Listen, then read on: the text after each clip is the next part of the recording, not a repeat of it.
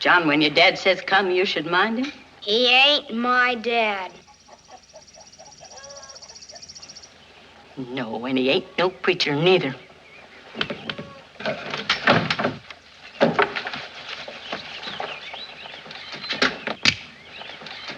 Just march yourself yonder to your horse, mister. March, mister, I'm not fooling.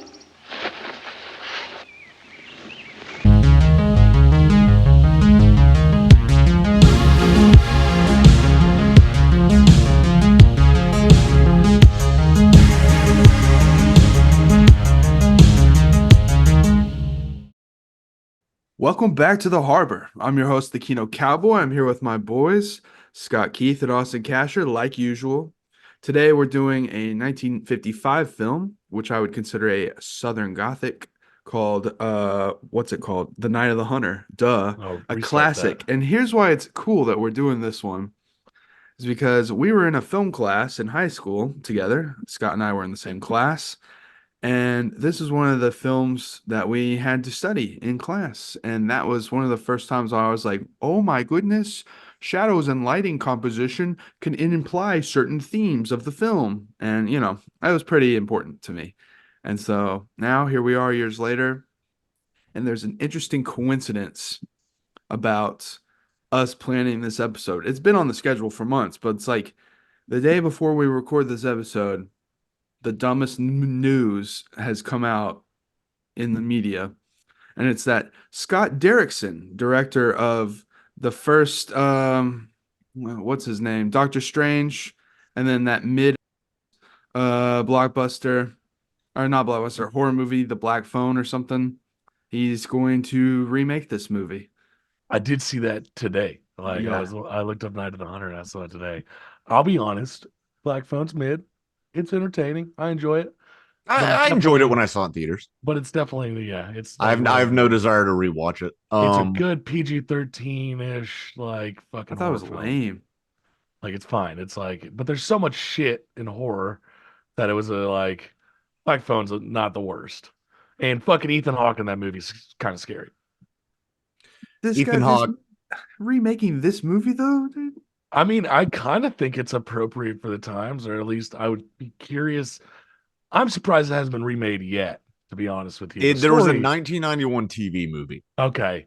Which, I don't know, The Shining. It's based off of a book, so, you know, I get that. But, he's like, it's actually more messed up than you even realize. And I know. I'm pretty sure I realize how messed up this movie's fucked up. Yeah, that he's murdering women left and right and trying to murder children as well. The opening scene is him watching a burlesque dancer, and then fucking has a knife in his pocket that he's gripped so hard it pops open because of how angry he is, how whorish this woman is. Yeah, he's so sexually frustrated and incel-y. There's a lot of incels in cinema. The term is new, the concept is not. All right. Yeah. I mean, we had Norman Bates. We've got this. We've this is the other end of sexual frustration after our last episode, The Devils. Go check that out. That's another film that just got added to the Criterion. Dude, and reading into this, the director, Charles Laughton, made this movie.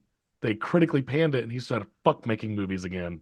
That's the saddest part. So sad. He died a few years later, 7 years later or something. But to me, that's one of the great, what if this director continued his or her career questions in cinema. It has to be. Because, I mean, this is one of the best American films of the decade, easily, that I've seen. It's just sad, I've said before on this, just because of the cultural climate, much of this era of cinema I find bland and stilted. I'll hear pre-Brando, I don't know. I know it's TV, but Leave It to Beaver-esque bullshit. Yeah. So what'd you think of this film? I enjoyed it. I very much enjoyed it. Yeah. This is one I've been putting off for a while, obviously. Same. I really like Robert Mitchum from 12 Angry Men. And I think it reminded me of Blue Velvet in a way, actually. Yeah. Just because it's one of those movies that takes your small town and subverts the idyllic representation of Americana on its head, which is something I'm always in favor of. Yeah. Because for example, Adrian, you've mentioned how your mom thinks people back then didn't think that way when it came to sex or sexuality or gender or what have you. Yeah. And this is another example, because this is based on a true story from the 30s, where people have always been messed up. And it's insane to me that some people think that, because were there not wars until like the late 20th century? Is that what you think? Was there not, like, have you never read a history book ever? Like, you think Attila the Hun was praying to Jesus every day? What are you talking about? Yeah. I do want to say that the town itself, since idyllic and reminds you of Blue Velvet, it also reminded me of the town that the main character in A Boy and His Dog goes to. Like, that's the type of idyllic town that they're going to slightly. This like Southern 50s town, especially when they're all at the picnic singing. That was like the most unnerving part of the whole film for me. That was the most unnerving part. Creeped me out. I mean, I way understand more it being than it should. unnerving, but there's parts of this movie where he's chasing children and saying, "I'm I gonna don't break know, your dude. arm." Like, that's pretty scary. But like, if I walked up on a bunch of white women surrounding one reverend singing hymns to some fucking raisin potato salad, Man, that's how it was Uh, in the old days, dude. there's didn't no have- fucking way they had a whole town singing together over fucking picnics. That seems way too Yeah, they idyllic. did. My grandma sang hymns all the time. She told me about after church picnics. That's literally straight out of like stuff That my doesn't seem grandma's like, told me yeah, about. that's fair. I don't know. It fucking creeps me out. I don't like it. Not everybody had a radio back then, or a record player. Music, we take for granted how, I mean, media in general, but music in particular, how accessible it is. Still creepy. And even that, like radio and It's creepy phonographic to you, stuff, but, that was like, still you know. relatively new technologies, and in rural West Virginia.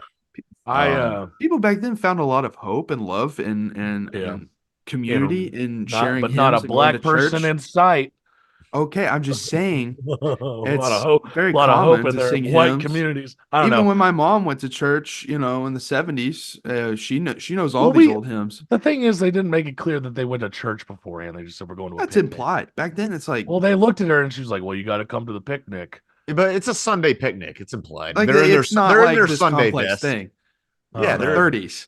Man, maybe I just didn't have a good life, guys, and it creeps me out seeing people have good lives. I get the understand. Like, old Christianity. There's some unsettling stuff with it. Obviously, I'm not Southern Christian. I'm fucking Roman Catholic when I grew up. good for you. I am. Our I things grew are up. different. That's fine. And that shit I was grew up weird to Southern me. Baptist, and I've experienced a lot of Southern Baptist stuff. So I do get the creepiness of that kind of stuff. But, I've sang that, leaning on the arms of. I've sang that in church. I've sang that hymn. yeah. Yeah. All right. Yeah. I remember having sorry, the hymn books. Sorry for being creeped out by old white No one's people singing saying over you have a potato different salad. take. We're just No, discussing you have a our different takes on the take. movie. I Scares just me. think it's funny that in this movie about child murder, the harmony was worse. It's not about child murder. It's about attempted child murder. Okay, well, Yeah, well, I will you say, for though, clarifying this very important topic. It is a lot more disturbing than I anticipated for the whole film to be, especially for something in the 50s. Scott said it clearly, like a lot of it's Leave It to Beaver-esque, unless you get like your epics that come out there, and then, but this fucking took me by surprise at how fucking dark it was. The whole love and hate thing on his knuckles. It was like, oh, Spike Lee's watched this. yeah, Oh, yeah. that hack Spike Lee stole from this movie. No, he clearly states in a interview that he lovingly borrowed from it. Yeah, No, that's cool. Spike Lee, name one good thing Spike Lee's ever It's done. okay when Spike Lee borrows from movies, but when Tarantino does it, it's stealing. But no, but Yeah.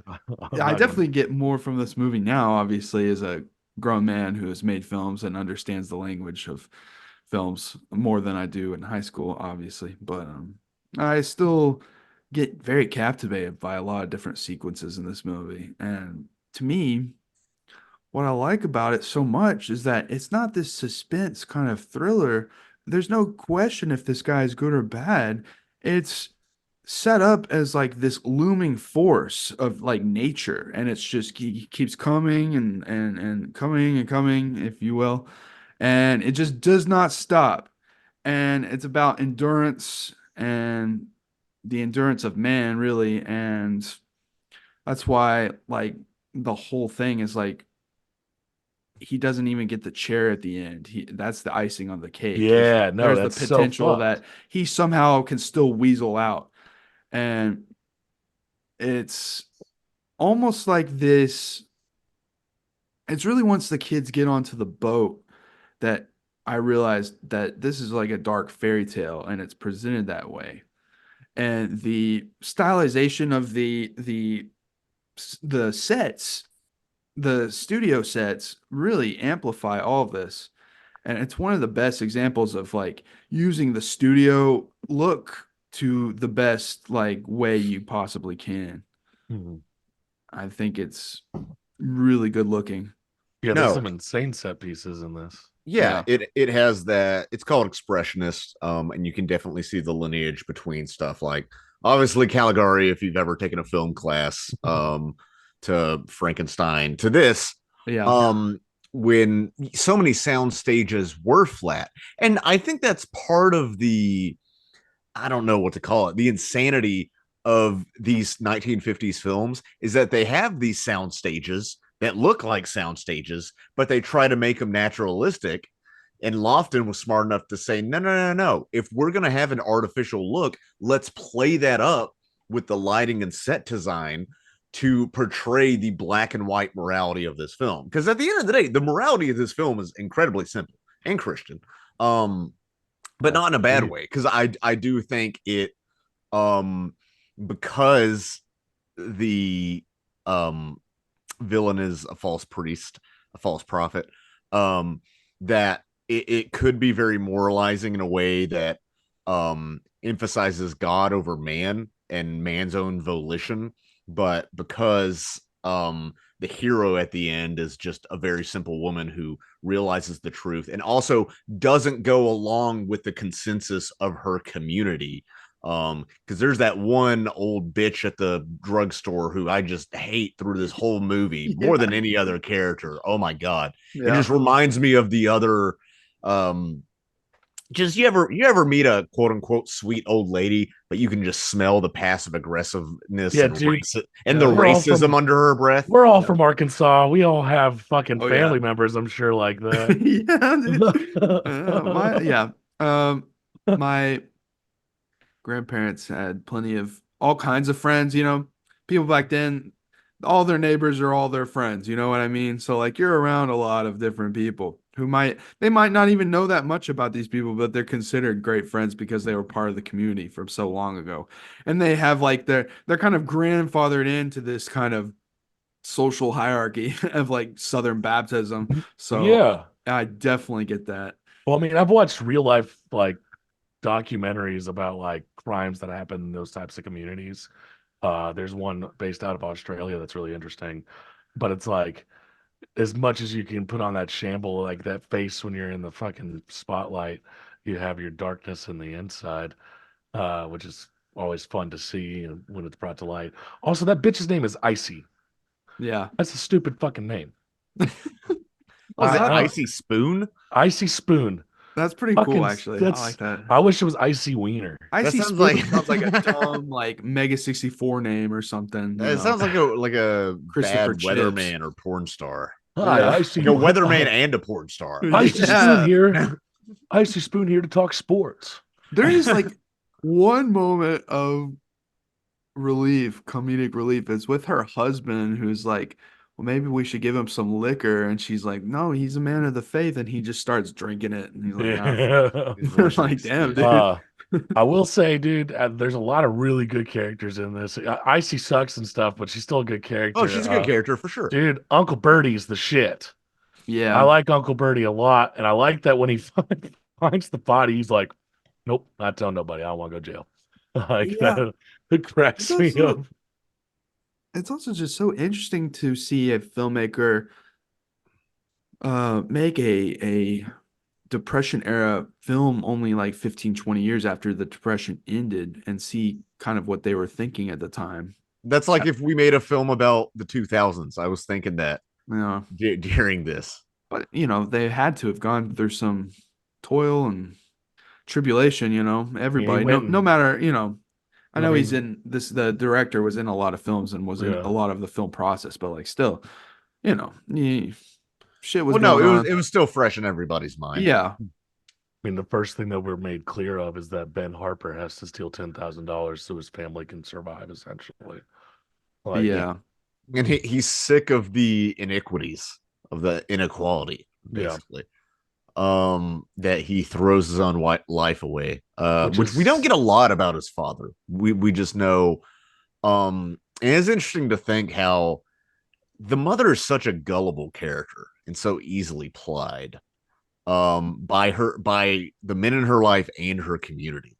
So it's interesting to think and to leave this in the audience's imagination what her relationship with her first husband must have been like, because apparently he must have not been a bad father if John is so attached to the idea of not betraying him. It does crack me up that he doesn't. He's like, don't tell your mother, and he's like, why? He's like, your mother doesn't have sense. He's like, but a 6-year-old boy has sense to know what to do with 10 grand. Yeah, he probably wasn't a feminist. Yeah, no. That's also, by the way, I plugged 10,000 into the inflation calculator. That's over 200 grand. Today. Yeah. Oh shit. It makes sense. Which is crazy to think that you used to be able to carry that much money around, that much value around. Yeah. Obviously, you can't easily carry $200,000 now, but it's like It's a Wonderful Life when dude loses that envelope going to the bank, and it's just life ruining. Yeah, that's a very foreign concept now. Yeah, unless it's only like a couple $1,000s, but like unless you're a rapper, it's in the 40s. But rappers carry stacks. But it's also the point of view of like the simplicity of like seeing his father go to jail and that or get arrested rather, and you don't really know much about your dad at 6-7 years old, so of course you're going to defend him no matter what. So it really doesn't matter how bad his dad actually was. Yeah. But I do wonder, like, was it really that horrific? Did he just get sick of doing shitty jobs? Or was he really that desperate? Well, if we're in the Depression era, and like, I don't know where this is. Where's this located at? Do we know? It's in Ohio? Or West Virginia? West Virginia, Ohio. Oh. They go down the Ohio River. Yeah, I think he's desperate enough. I don't think he wanted to kill. I think it was a job gone wrong. Oh, I'm positive definitely. It was a job gone wrong. It's otherwise I think he would have had a shootout when he got home, regardless if his kids were there. Yeah. But he gave up. He was like, I've got the gun, put it down, gave up. Because that's initially what I thought. I was like, this motherfucker's about to have a shoot off with the cops. But then like he comes in and he's the only one. I mean, there's blood on him. I don't know if that's his blood or the other person's blood. But I think Ben Harper has a little bit more of a moral compass than our fucking sociopathic. Well, sure, of course. But especially because he like the only interaction you see between the two is punching him in the face for trying to figure out where the money is through his sleep, which is such a silly like fucking bit for me. There's some comedy in this movie. There's a little bit here and there. Vaudeville. And just such a reaction of like. It reminded me of like Harvey Keitel and Reservoir Dogs. Is like if you say something bad to me in your sleep, you better wake up and apologize. It's like when your girlfriend gets mad at you because in one of her dreams you cheated on her. I had that this week actually. Well, not mad at me. Shouldn't do that, Casher. Not mad at me, but I was like, no, fuck Dream Austin. And she smacked you because you slept on your bunk beds. No, we don't have bunk beds. The cinematographer of this movie has so much sauce, dude. Like I watched an interview with him and he was like, I thought I was making it pretty obvious that the stark contrast of the black and white is related to the stark contrast of good and evil. But the editor was like told off by executives after they screened it and said it was too arty. Like, come on, man. Which is insane. That was brought up that it's too arty, and this isn't Godard. No, dude, it's dumb too, because like the very first, like one of the first things that's established is the love and hate thing. So it's like, of course, they're gonna make that a big thing to separate good and evil, love and hate throughout the entire film. And to the point where with remake by Scott Derrickson, I assume it's gonna be in color. And I think this story works better in black and white. Absolutely.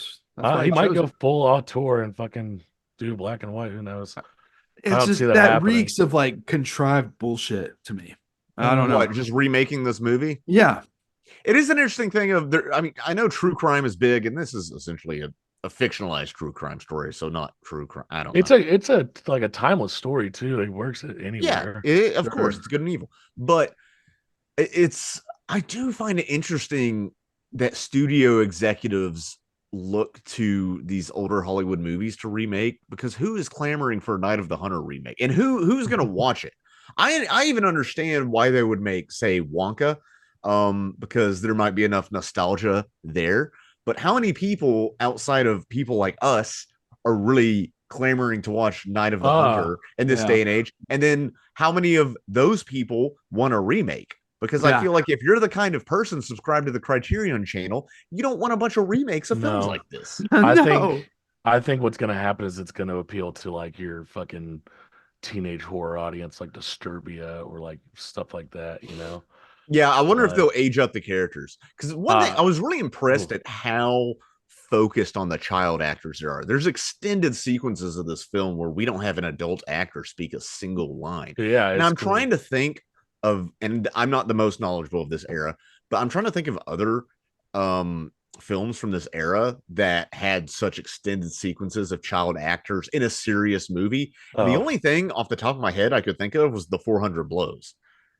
Yeah, or Yeah. To Kill a Mockingbird has a lot. Yeah, To Kill a Mockingbird does have a lot. If we're It's been going so long TV, since I've seen yeah. it. If we're going TV, you've got like comedies and stuff like that. But yeah, Yeah, but you're not very like right. this. No, like the only other like that's just in like any decade they don't focus on a lot of kids. I think they started using them more and more later. It's still rare, you know. And I do think the children, mainly John, in this movie give a good performance. Not Haley Joel Osment level, but yeah, that's fair. it doesn't feel like child acting. It feels like acting most of the time. I agree. Yeah, no, Sure. the whole cast is pretty stacked. I Yeah, do like. Go ahead.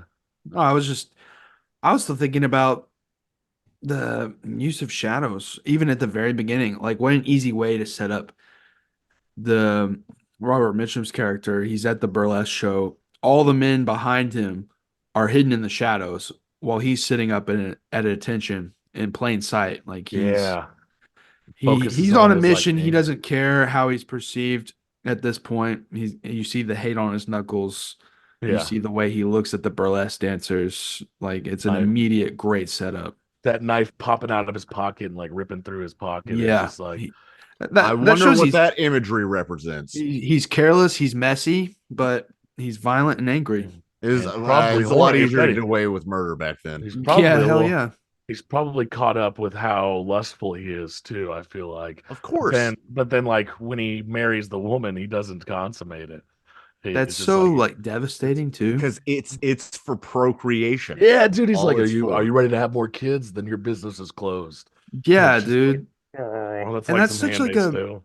and that kind of thing has not stopped. Like, I'm not just saying like this weird kind of Christian thing. I'm saying, like, I know several women personally who have had relationships where men play it safe until they get in a secure relationship or even marriage, and then their true side comes out.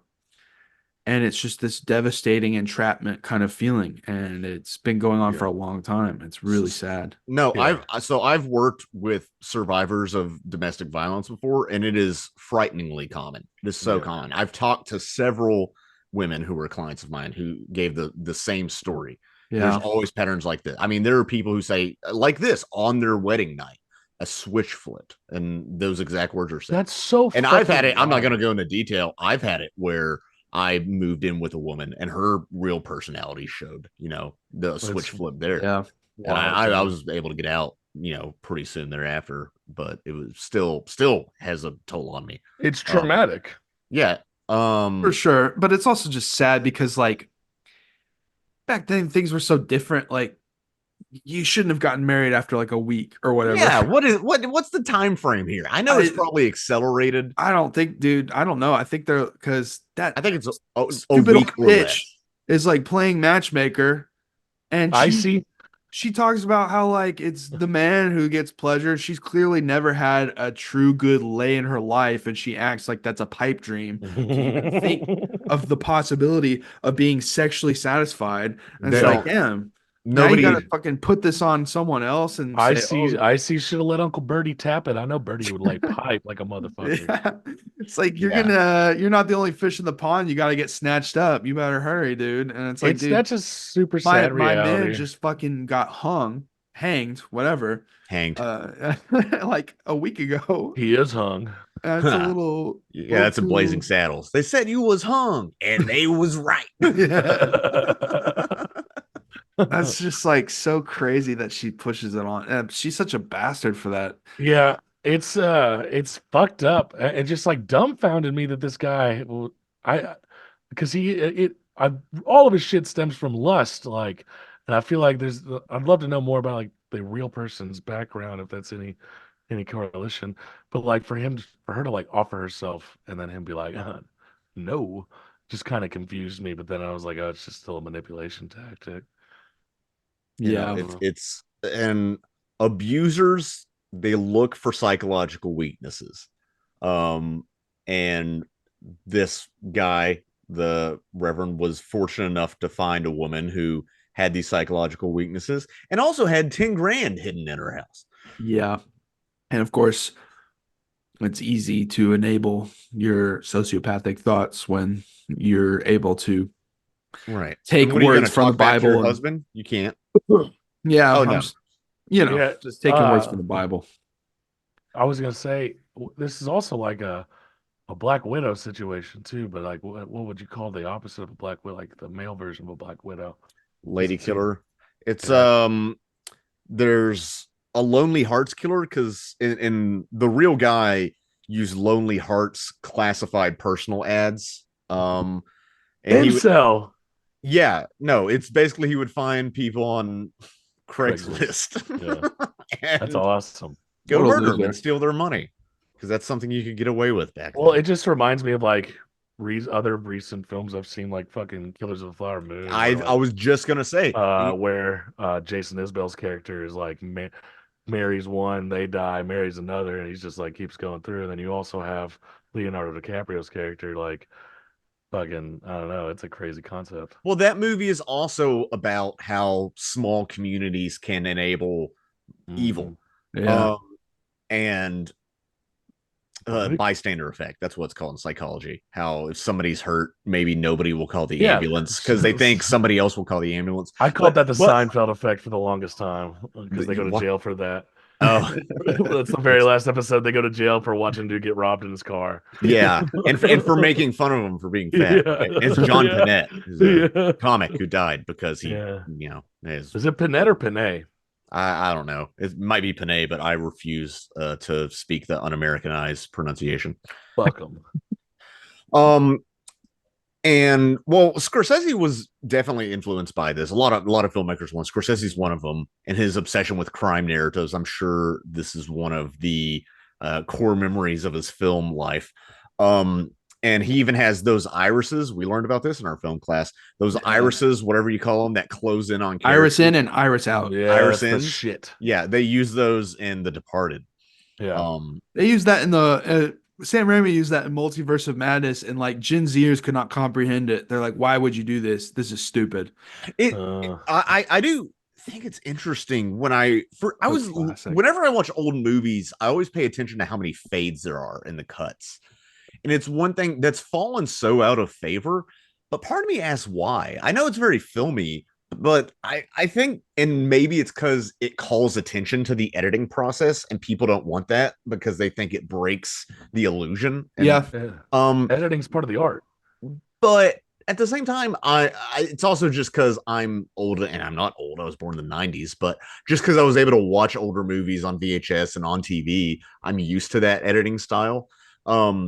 I think it's an effective way to show the passage of time. And I'm not an editor, but while I was watching, I was thinking, well, how would they have edited this differently? Would they have to have, for example, when one of the guards or whomever, he is talking with another one of the guards, then walks home, there's a fade there. And I thought, well, how would they do that today? Would they show him talking and then show an establishing shot of him walking to his home, or like would it just be more shots cut together? And but because film was so expensive back then, that fades was a way to more efficiently show the passage of time. I guess that's it. I think Also the very blatant symbolism. He gets home, he immediately starts washing his hands. Yeah, I think the a big thing about like viewers today, and this is my thoughts on it. When you have those cuts and fades, you're blatantly presented with the fact that, oh yeah, I am watching a movie. And a lot of people like to be fully immersed and have things look as smooth as possible. But I think the purpose of watching a movie is to know you're watching a movie a lot of the time.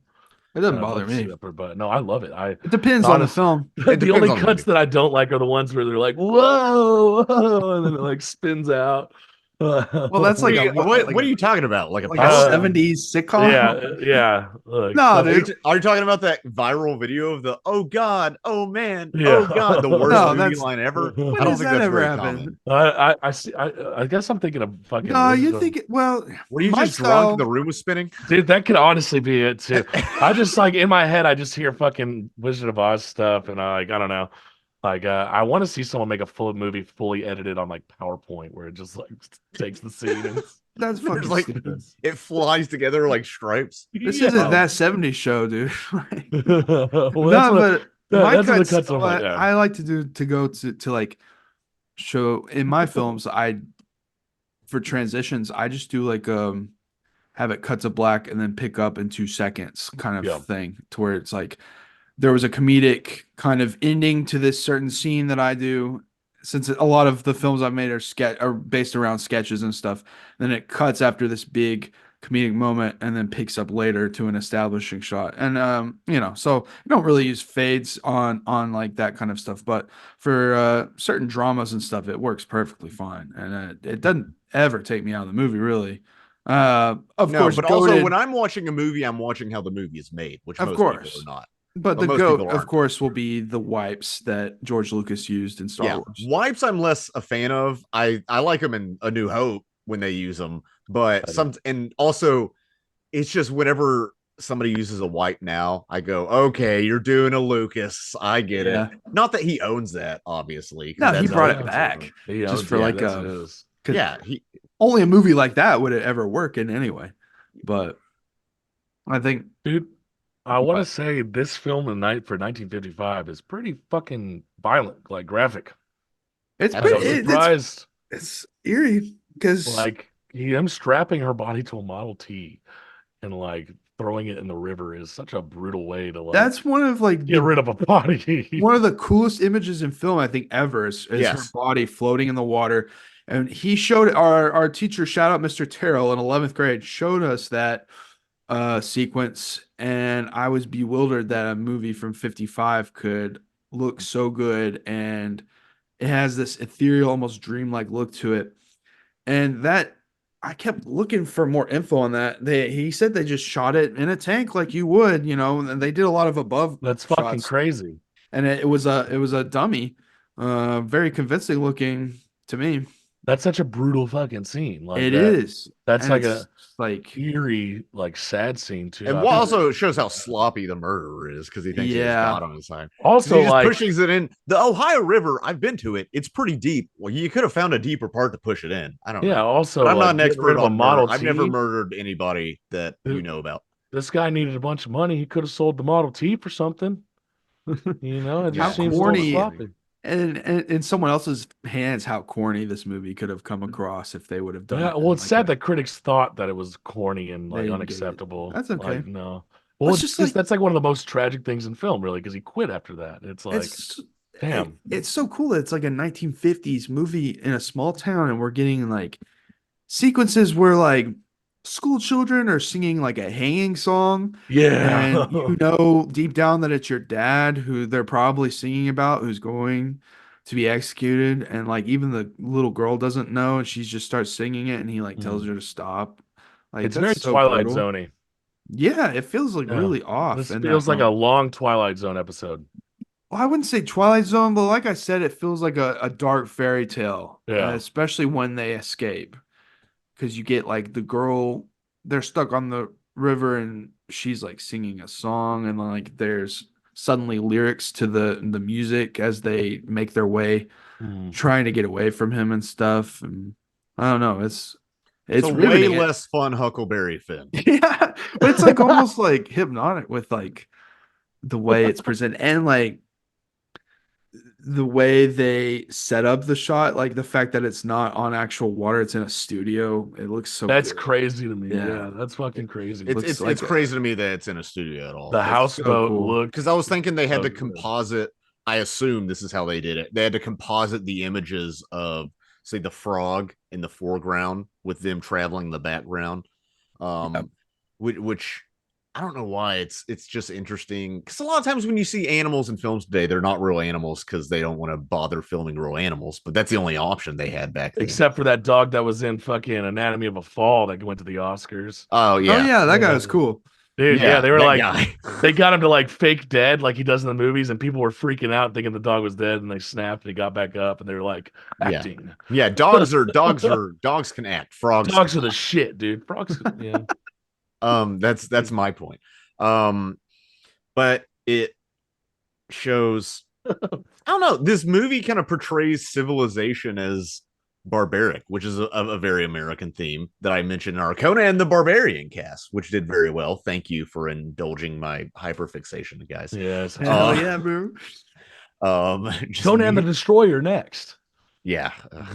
I actually kind of enjoy that one too. I like Conan the Destroyer, and I like Red Sonja. I don't give a fuck. It's not good. No, but I enjoy it. You have Wilt Chamberlain hanging out with Arnold and Grace Jones. It's stupid. You guys know my love of stupid shit like that. So. Yeah, but we're here to talk about some certified Kino bangers. Night of the Hunter. Civilization is portrayed as decadent. Obviously not to the point where you should start killing motherfuckers, but even just with when they go into that bigger city, I don't even know what it is, where they end up at the end, you get the sense that for example, there's those teenage boys just kind of being horny on Main Street, yeah, things like that, and she's getting an older man to buy her ice cream, which is creepy in of itself. There are pedophilic undertones to this movie at some part, not entirely. I hope Scott Derrickson doesn't go that route, because that seems like it would be for shock value. But I could see it. I could see it. Sydney Sweeney as Pearl if he wanted to do that. Yeah. Side note: I really hate that. I really hate casting actors in their 20s and then putting them in high school. They've been doing that with Sydney Sweeney so much. They do it with so much stuff. There's this Spanish show Elite that I tried to watch. I'm like, this movie is just, this is Hollywood, even though it's not Hollywood, but like, this is Hollywood trying to make me a pedophile because they're portraying teenagers as sexual objects, and I don't want to be a pedophile like they are, and I'm not one. It's not something I have to. You heard it here first, folks. Yeah. All right, guys. This just in: Scott Keith's not a pedophile. Okay, just anti-pedophile in this cast. In case we have a staunch political opinion. We run a Bullets for Pedophile campaign.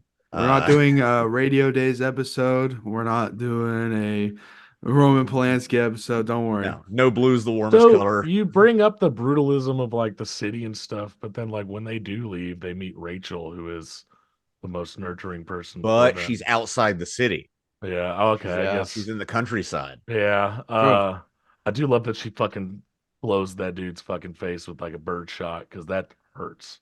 I don't know if you guys know what bird shot is. Just just the little pellets. Yeah, you got chained. Yeah, I've watched my fucking dad get hit with just one of those and fucking fall over. How'd your dad get hit? Were you in Beerwoods? We were in the Beerwoods. Fucking doing stupid shit with. Yeah, no shit. It's called Beerwoods. Yeah, dude, beer camp's the shit. It sounds fun though. It sounds fun. I can't believe you remember what it was. Shot. That sounds fun. We once bought Cole McDaniel to the beer camps just to. Okay, we're not shouting out that guy. Yeah, no, fuck you, Cole McDaniel. Keep that one in. But I do think, I just love that he gets like a face full of bird shot, and then like that kind of just like takes the literal mask off of his face. It's true, like he becomes a lot more like, he's a wolf in sheep's clothing. So he's revealed himself at this point. Let's make him look as evil as he fucking is. I I love still when don't see people why do she that. didn't call the cops earlier, but it makes the movie better. Because out in the country you don't fucking deal with the cops, dude. You take care of that shit on your own, like deep country shit. Like Yeah, I know but then people. I go ahead. She I really say I know hasn't people done today that anything wouldn't. yet. He hadn't done anything yet, really. He's just sitting Got out on there her like a property, fucking dude. creep. Yeah, you fucking. I do Rachel's a feel like badass.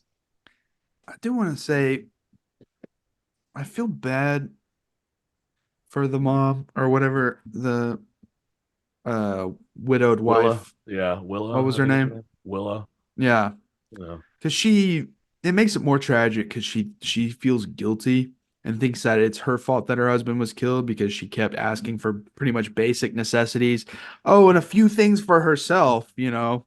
God forbid she have a few pleasant things in her life that is nice. It's You also the know. depression, and it's like you couldn't buy things like Well, I that. know, but it didn't sound like she was asking for like jewelry or anything. She just the way she confesses, I don't know. She has this moment of confession to these townsfolk, and he's the with her, the pastor. And you know what it felt like?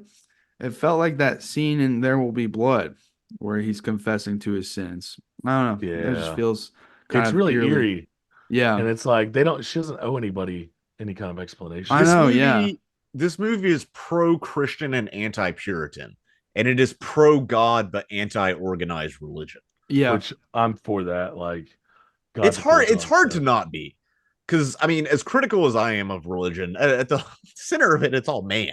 Yeah, And the Bible has some messed up stuff, but honestly, as much religious trauma as it gave me, I'm kind of glad I was raised religious, because it does give you perspective, and it gives you a sense of morals in there, but you just have to pick through it.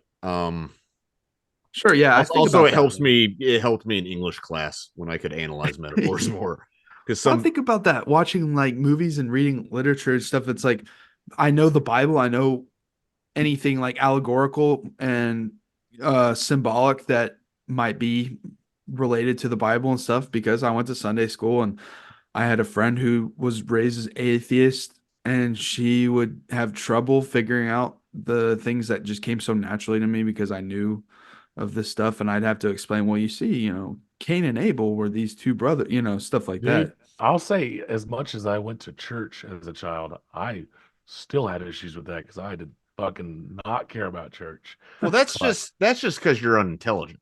oh yeah, that's good. I'll Yeah, take good that out. comeback. Real witty Sorry. comeback. Yeah, no, I like church for me was very much like almost a punishment. Like my mom forced me to go in there because I did bad shit and I'd have to go to confession. Oh God, Uh you're so Catholic. dude, confession sucked too because I would forget everything I did and I'd be like, oh yeah, I did this, and then I'd be like, oh fuck, I gotta go back, and then it's 20 more Hail Marys. But like Ugh. Sunday school was learning more about the saints than it was actually studying the Bible. Oh, Really? really? That's Oh yeah. insane. You dude, I could fucking go off on some Saints. Scorsese's actually got a TV show on Fox coming out called The Saints, where it's just going through all the saints. I can't remember my There's a, saint. So we have a thing called catechism where you were assigned a saint, and that is your patron saint. I can't remember mine's name, but I have like statues of him and shit like that just from Oh, wow. childhood. It's very Santeria culty type shit. But he was the saints of firefighters. That was the one I got, Okay. which is pretty cool. Meanwhile, yeah, at my But Sunday school, we were eating goldfish and learning about Jonah and the whale and dude, like, our Sunday school was literally sitting in desks like you were sitting at school with a fucking 75-year-old nun in the front of class that took no bullshit. And I'm damn, talking bruised knuckles type shit. Like my mom gave him permission to smack the shit out of me. damn, dude. yeah, Yeah. we watched Prince of Egypt. We didn't. No movies. We had a fish fry during Lent though. It was cool. Hey, now That see, shit there it slapped. is. There's something. Catholicism's wild. It's Even Southern dude. I'm glad I grew up Methodist. Methodist is most chill, almost no rules. There is a giant schism in the church over homosexuality right now, and whether it should be accepted or not. But yeah. yeah, Methodism. I don't even know if I can tell you what it's about, because it's just like, I don't know. Don't kill people. Don't use too much water when you baptize people, because it's there's droughts. Catholicism is culty, dude. My Hey, I respect that. my baptism was at midnight on a Sunday night, and I had to go to school the next day. Oh, And what it the was a fuck? 3.5 hour mass. why are you doing it that late? because my mom didn't baptize us at birth, not baptize me at birth, because she wanted me to have a choice, and then she said, Oh "Fuck yeah, that." okay. My Yeah, well, mom's pretty baptizing cool. at birth kind of doesn't make That's the sense whole part anyway. of being a Baptist. I had to choose. Baptism. I think I was 8 or 9. I chose it. Yeah, I went to my- confirmation class when I was 12. Every other person had like a fucking baptism where they like big celebration, and mine was fucking falling asleep and my mom pinching my fucking arm to wake me up. Oh, brother, that sucks. Or like getting in trouble for making fart noises every time fucking the Asian deacon would read because he would say fark instead of fork, he'd say like fark and it'd sound like fart. And so I go like making fart noise with my mouth. My mom would fucking Yeah, and Come on. I'm glad you haven't changed. And this Yeah. movie needs more fart noises. Now Sorry to go on that tangent, dude. I fucking no, Cat- it's This is all fine. part of uh, it, my friend. This is what the movie brings out of us. Man, we've done a lot of religious shit lately, and it's just like I've been Happy remembering. Like, Easter, guys. dude, Yeah, we all Easter have- Sunday was literally like 7 hours of mass. And then Oh, you eat a bunch. It was awful. Dude, It's why? so You're gross. not even black. That's so long. Yeah. Dude, we would have 12-hour masses sometimes. I don't know if you guys What the Roman Catholics are fucking What are you gnarly. reading the entire Bible? What They are you are- doing? So all I remember is stand up, kneel, sit down, stand up. Oh kneel, my sit down, god. stand up, I kneel, feel sit bad down. for my 2 hours on a Sunday. Yeah, that's a well, motherfucker. we went I remember as I got older, the church, we would go to different churches. My mom didn't feel comfortable in a lot of, she separated herself from these old prick Baptist fucks because she was like, this is too much. So we started like checking out Presbyterian, non-denominational and stuff. But I just remember like going to, as I would get older, like they do like a quick kind of Easter thing, like a 45-minute thing. Like, here's the resurrection. Here's this and this and this. Okay, we'll do a little 15-minute band sesh and then, God, enjoy your yeah. Easter. I remember the fucking Fellowship Bible Easter. That was the only church service I went to after I stopped being Catholic. Besides, yeah. like Wednesdays for Larry's Pizza. Oh, And then Yeah, because Live Church for non-denominational Burger is King. the Christianity is fun, hip youth cool. pastor. Hey, I can skateboard and kickflip. Hey, and then that's there's- why me and Cash are such good friends. Dude, Is we yeah. started hanging out at youth group and Okay. playing Bro, Halo and eating watching, pizza. smoking cigarettes out in the parking lot with Josh fucking Watkins. I didn't Yeah. smoke that cigarette, by the way. I so did. Yeah. He I thought knew- it was bad. I knew it was bad news. Yeah, and how are your lungs doing nowadays, Casher? I am now trying to quit. I've got a disposable. If you guys, yeah, I want saw to your see it. vape. I really judged your man card from that. Man, I've got to get something. Man that's gonna give card, me where we vapes. fucking 12 I don't know. I burners? respect smokers more. This is a bit I tried to work out that day. Yeah, I do on stage. too. Trust I know. me, because I fucking hate vapes. This is the only one that doesn't make me cough. But I don't know. I need to quit. I'm waking up not feeling good. Sorry, guys. I'm sorry to not smoke anymore. So why, when he stole the car, why did he only get 30 days? That seems like not a lot. for Dude, I stealing thought a that car. too, dude. I would have been fucking. I'd be boosting cars left and right. At that Yeah, point. exactly. Yeah. Dude, for a Yes. month, I'd Yeah, be. you could go to different. You could go to different counties. It's not like they have a computer to tie you together. Yeah. Like, I mean, serial killing's a good thing too. If he just goes to different states, they don't have shit tying you together he's like until 30 years 6 later. chicks in. Like at the beginning, he's basically like says he's already 6 women in. What a bastard! That's fucking. And I like like- that there was 2 different units for cinematography, and one was for all of the dark shadows and a lot of interiors and stuff with that, and then there was the more like childlike POV unit for the more child focused kind of dreamier, airier kind of things. And I like the helicopter shots that they have. In a lot of it's at the beginning, but there's a few here throughout. When he's riding the horse, when he steals the horse, there's a helicopter shot. It feels to me like that's conveying, like it feels like angels looking over, spectating the events of the film. To me. That's an interesting take. I didn't think of that. I did think, what is the point of this shot other than it looks cool? Yeah. But I think that's an interesting take. It's not an objective shot like most helicopter shots. It's subjective from God. Yeah. Yeah.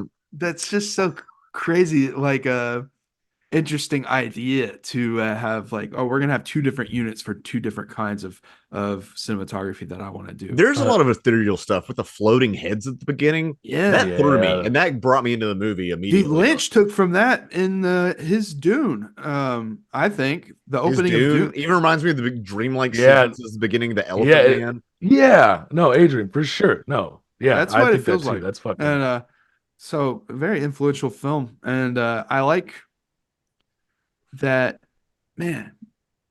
Yeah, and then we get the iconic scene where he's about to murder her, and you get this like expressionism, like triangle, almost like a Yeah. inside of a church or There's so something. many steeple shadows in this Yeah, movie. and like it's such powerful but simple imagery, and it confounds me that people weren't able to pick up on this when it came out and like get what he was going for. Even I watched an interview with him. He's like, I made a light around her head because I want it to be like a halo to insinuate that she was about to die. And he's like, I guess people just didn't pick up on that. And he seemed disappointed. I was like, God damn I it, dude. I wish more directors would do shit like that nowadays, like to express stuff like that. But I guess We're you have to getting no, do. we're getting it more, I think, more and I more. I think the audiences are ready for more shit, like Yes. good shit, especially with the way that like the MCU and other big franchises have just been.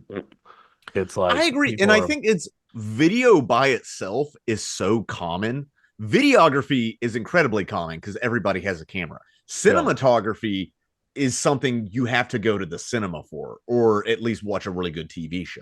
And those are Well, two different things. Those are not interchangeable terms. You know, who it's does a the different. cinematography for Denis Villeneuve? Uh Greg Fraser. Okay, because I think people. I was surprised at how some of my fucking like basic moviegoer Greg friends Fraser is like the he's like guy. Roger Deakins level of like Well, he's done like consistent and like famous all. He's done amongst like younger all of people. Denis Villeneuve, right? He's He's done done like he's done most of it, and he also did the okay, Batman, which okay. sucked. Yeah, see, we're getting into the point where like the cinematography, a lot of like newer, like less informed viewers are watching and really enjoying the Yeah, and cinematography. he also did season one of Mandalorian, and Like, he knows how to composite. Like, have you seen Prisoner? no, I still haven't I seen that still one. need to see Prisoner. Yeah, Oh man, I wish they would release that in theaters. 'Cause I went and saw that in theaters when I was working there, and it was fucking amazing. But But like the cinematography for that, there are people that I know that don't know anything about that, but they were just like, "Holy shit!" Like they know this how it is makes them feel, and that's the most important yeah. thing. that's the important part because we're picking it apart because we're fucking nerds and armchair critics. But no, at the end of the day, it's art. It's making people feel, and people feel more engrossed in the movie. And I've noticed that when people talk about Dune, online, even Yeah, people, just people I've heard talk about it who my aren't girlfriend said necessarily. that like she's not into like like any kind of like action sci-fi. She's more into like dramas and stuff like that. But she was just like she got out of that. She was like, that was a really pretty movie. Like that there was a lot of really beautifully shot scenes, and I was like, look at you, look Yeah, at it's you. beautiful. Make sure Yeah, but it's just you have to not have everything done on a green screen. Is the No, thing. Although there's it is, plenty of green screen work in that, obviously, but and they worked it well. But it's like you have to put a combination in. I think we're starting to get to back to a place where cinematography is yeah, and that's very the thing is like I appreciated. get ahead of myself in saying like people are abusing the volume too much to where it looks like a hacky fucking movie from like 80, 90 years ago with some of it. But Greg Fraser mastered the volume with The Mandalorian and the Batman. So like it can be used well, but it's like now people outside of him are using it and it looks like cheapo rear projected crap. There, you yeah, just have to know how to light it properly, yeah. obviously. Which is and for example, I didn't even know the Batman used the volume. Which if for some reason you don't know what the volume is, but you're listening to this podcast, that's the giant wall screen that they use on Disney Star Wars productions and other productions It's in like lieu of a green screen, which is better for the actors, I'm sure. And I do think there's advantages in technology. You sent a video the other day that you can in the entire pipeline, you can previs better with things like Unreal Engine 5. Yeah. I know they did that in Dune. They were able to, I didn't know UE5 could do this. Um, pick I didn't certain know they could times use of it for that. I knew Unreal Engine has been used for cinematographers and block and figuring stuff out. It's been doing that for a while, at least since UE3. Here's my gamer knowledge coming out on the cast. But No, fuck it up. UE5 is really pushing into that, and it's become much more common to do that. And I think it's as things go even more digital. Um, we're almost as digital as Attack of the Clones was, uh, but the I think tools like that are really helping people plan out their cinematography so that they can do it in camera and on set and not necessarily in post. That's just my, guess Well, as it's someone fucking who cool. Like they Yeah, had this is the super cool. entire desert of Jordan like mapped out so they could like point it anywhere they want and like say, okay, if we shoot here at this time of day, this is what it's gonna look on Paul's face. Like that's cool. and It's just like as it's easy to bemoan the death of cinema, which has been bemoaned several times, like everything, like the decades, I'm death of the sure. novel and stuff. But when TV came around, people were like, "Is this another cinema?" It's a little more worrying now because now real estate prices are involved. But I do think that is the ideal, because I think it's hard to say digital filmmaking doesn't have its advantages. Lynch loves it.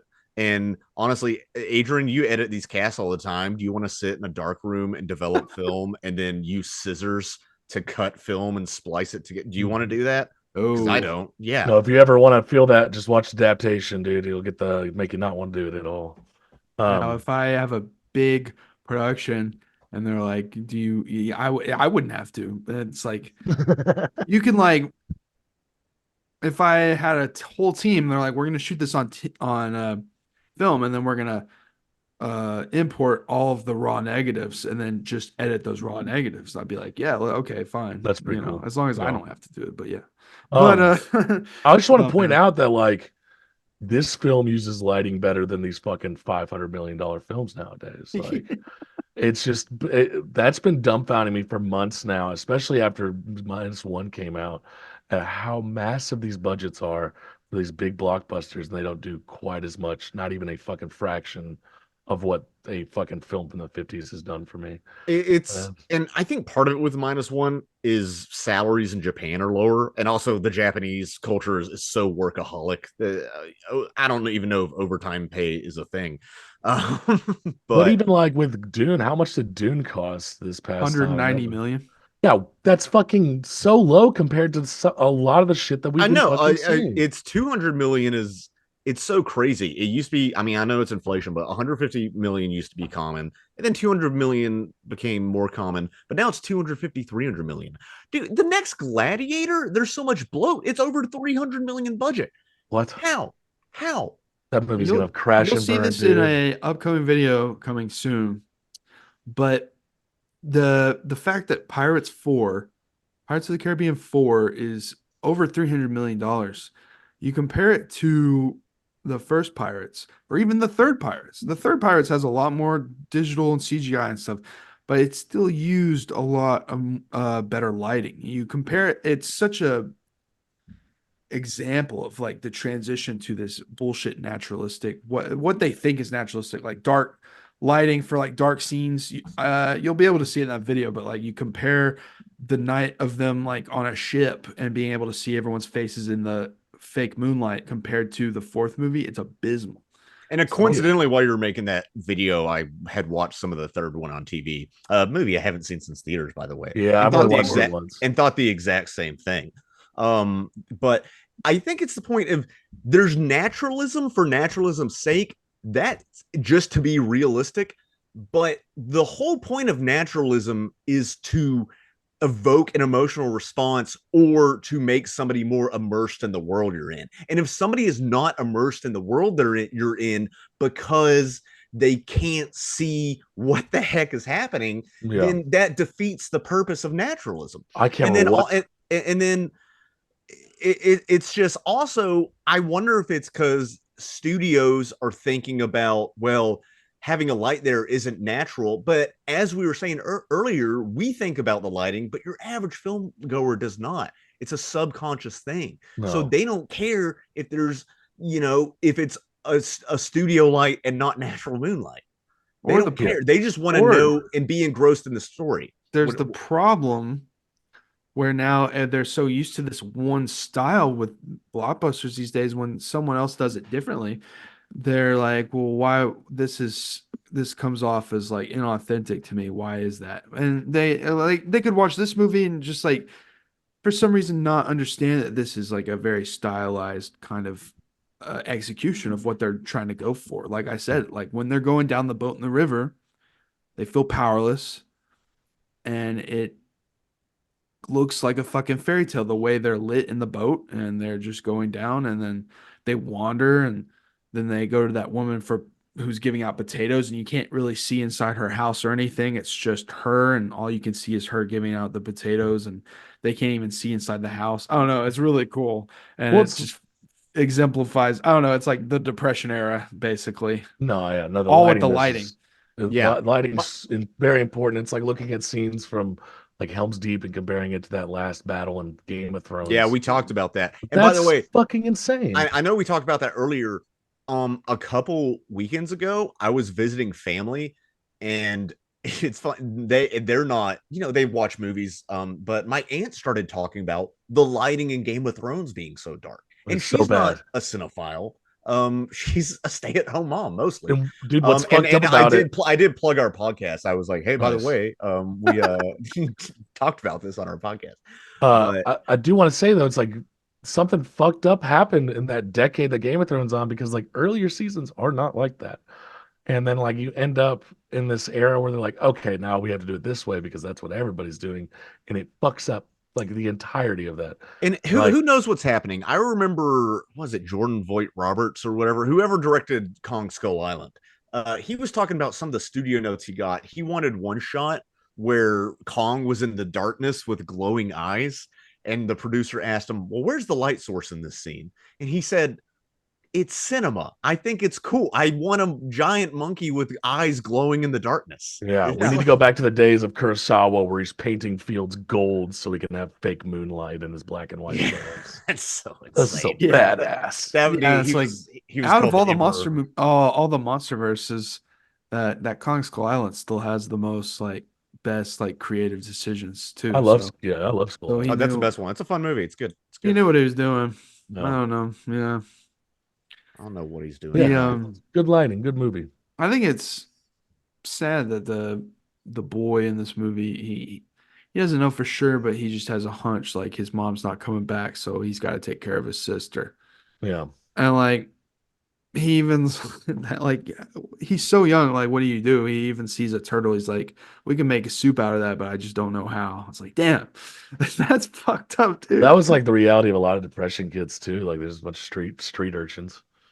Fucking street rats. It's interesting in this last like 30 minutes of the movie that they're able to give you such a great character of Mrs. Cooper. They're able to make her feel like she's been a part of the whole movie or the whole time or something, because Yeah.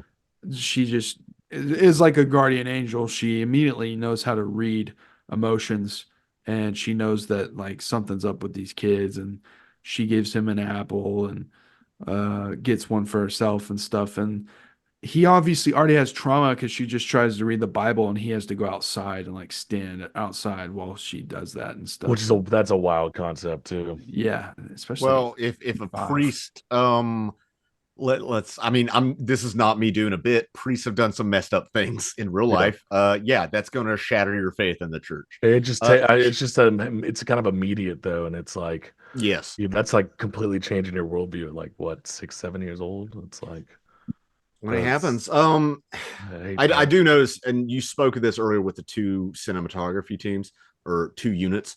Yeah. Whenever she shot, there's definitely some close-ups where you get the passion of Joan of Arc, soft lighting, angelic look on her. That shit's stuff. I love that shit. I love that shit so much. It's like I love that scene where like Robert Mitchum shows up and she immediately reads him. She's like the only person with the bullshit detector in this entire movie. She pulls the fucking shoddy out. It's like, get the fuck out of here. And I don't know. It's just Birdshot was an active decision too. Like that's a mean way to do someone in. Hey, it ain't manslaughter if he's still walking around. That's a smart woman. And she's not like like one of those ornery old ladies. She comforts the girl when she says that she comes clean and like she's been going out for like to try and meet guys and stuff. And she's like, Mrs. Cooper's like, look, we're all looking for love, you know. I understand this. It's not like other ladies would be like, you must be punished. And I don't know. It's cool that it gives her such a quick character development, such a short amount of time, especially like saying like, oh, I take care of all these kids. I lost my son. It's simple. And it's also like, we're all trying to stand together. It's the depression. She wants to do anything she can, and she even if it's taking care of 5 kids. So Yeah, it's a beautiful thing for sure. I like it a lot. it's badass the way the iconic scene where she's sitting in her chair with the shotgun in the dark while Yeah, he approaches and he's just sitting out there yeah, and I've she got that even picture joins pulled in on up the on here song and actually. stuff. Yeah, Eh, that shit's badass. That's like formative because that's another scene Terrell showed us, and I that stuck with me since I was in high You school. know what's funny? I think Terrell's taught different things, or I was not around for this because I didn't hear about Night of the Hunter until I Yeah, was in maybe not. college. I don't know. But yeah, no, great film, formulated film for the industry too. And then finally watching this and seeing the love and hate thing and being like, "It's Radio Raheem, dude." Yeah, the cops take down Radio Raheem in this movie too. Oh, man, fucking. Well, he actually deserved it. I do love that they like try to lynch mob him, but they get him to safety just in time. But that hangman's like, "I'm gonna see you, dude." Like it's Maybe. on Yeah, sight. which just hammers It's home on the theme sight. about mob mentality in America at that time. Yeah. And That's why- that in both the 50s and in the Great Depression, where yeah. there were lynch mobs were Which common. lynch mob's bad unless it's this dude. Yeah, this is Well, yeah, we got two hot takes on this: pedophilia bad and lynch mobs bad. So, Unless you're this preacher. I do like that they repeat the imagery of the kids of the high angle triangle over the bed. This time the kids are in bed while she's sitting with the dart and the shotgun. So if you're reading this the right way, you're gonna be worried that the kids are next and like this is the end for them, but she's a silent protector. And no, because she's not a false prophet. yeah, She's a real one. She's angelic. Yeah, she's Guardian angel. She's from the primary source directly. She's telling them from the Bible directly, not interpretations that they came up with. yeah. Which, to be fair, if you're a preacher looking at it from a performance perspective, you got to come up with a new hour every week. That's a lot. That's a lot of material. Especially And doing like it's all been covered. It's all the same Yeah. book. Like you Well, still have to draw something new every week. That's hard. especially with that being tent revivals. There was a Robert Pattinson film that came out a few years ago with The him. devil all the time. Yeah. Which was has got alright. like a kind of like a similar vibe to it with like a Yeah, that shitty- was an early one on here that we Yeah. covered. Oh, did you guys? Yeah, I think it's while we were Okay. kind of still figuring out the channel. Yeah, we did Yeah. 2 episodes. Well, 2 movies in 1 episode. It was Nice. this and that. I'm thinking of ending things. Yeah. Yeah, we named it. I'm thinking of the devil all the time. Nice. I like Devil all the time. All right. I liked Pattinson in that. I thought that was a good role. I liked him a lot in that. The rest of the Yeah. movie was just okay. Yeah, I could care less about any of the fucking Tom Holland scenes. But every scene with Robert Pattinson was Yeah, I was just like, fuck it, he can pull off captivating. this weird ass accent. It's such a good accent. But, Like it's such a good accent. But yeah. I think the saddest part is that when Robert Mitchum's getting arrested, it invokes this like freak out from the boy because it's already reminding him of his dad being taken away. And even though this man has been horrid to him this whole time and been a thing of terror, it still brings up that trauma like immediately. Yeah. And he can't even identify him in court. I think he so wants to leave it behind him because he's been so damaged. He just, it's almost like Judas throwing the money back. Obviously he's not Judas in this scenario, but almost this is blood money. I don't want it anymore. It's caused me so much suffering. Yeah. He's trying to give it back. And that's why in court, and also maybe in court, he doesn't want to identify him because he just doesn't want the cycle of violence to continue. Or maybe he's just too, Or what if the guy traumatized and doesn't get starving. convicted and it comes back for him? I don't know. Yeah. Night of the Hunter 2. Hunted again. Well, Scott Derrickson will give us that. Yeah, great. Oh man. We'll see. Maybe it's good. It's in the air. Who knows? I think it Unnecessary. could work. It's unnecessary, but also I feel like he's probably a big fan of the I film. don't think Scott Derrickson has the sauce. That's my opinion. He's only made what? The Strange and what was the other one? And Black Phone. I like Black Phone. I enjoy Black I Phone. like Black Phone. That's fine. That's fun. I don't think I think it's like an okay movie. I'm not saying it's great. this would like this is a masterpiece. You know what I mean? Like, yeah, no, this for guy is sure. He's not gonna have to be made- very Well, careful. just you're setting yourself up for failure if you're just trying to say, well, it's not as good as the original, well, of course it's No, not. I'm saying like this is like You gotta be careful with the it doesn't come anywhere close to the Yeah. quality of like anything he could do. That's what my opinion. I just We'll think it's see. a fool's errand. maybe the studios interfered a lot with like his last two films. Maybe they'll have less. No, he said he had no interference with the black phone, Okay, then and that's what We'll he see. liked. we'll see. We'll see. That's just I my like take. Black Phone. I thought it was fun. Yeah, well, you know, you like a lot of mid stuff. You like a lot of mid stuff. Fuck May- off. maybe this will get people interested in the original if he makes it. And I'm always down for more mid-budget movies, just because I think, if we're the gonna. remakes, that's annoying, but if it's a successful mid-budget movie, I think that's good for cinema. That's why I'm gonna watch Ricky Stenicki this weekend. I want more mid-budget comedies, dude, and it's Pirelli. I don't give a fuck. That's cool. Well, thanks for listening, everybody. We are The Harbor. We have 150 episodes almost. So Yeah. you can go check those out. If you want to We sponsor have- us, it'll be cool. We have a couple of video essays, and we have a tie-in film called The Patrician's Guide to Kino. I have a book. If you want to support the channel, you can buy that book. It'll only lead to more cool stuff on this channel. Scott's into comedy. He's a comedic genius. At Scott K Comedy. If you live in Arkansas, come check him out. This week, Wednesday I was a comedic genius, and then Thursday I had one of his worst bombs in a while, and then I had an okay set after to wash off the grime. Comedy. Hey, Yeah. I'm gonna follow my journey of vaping now. And if you are Orion Lost Vape, sponsor us. I need free Yeah. vapes. Yeah, We our need to get first that one. balls sponsorship. I think we could do it. Yeah, Hey, free dude, balls. Let's focus on me quitting smoking first and getting me a bunch of free vapes. You heard it here, folks. Thanks for listening. We'll see you next week.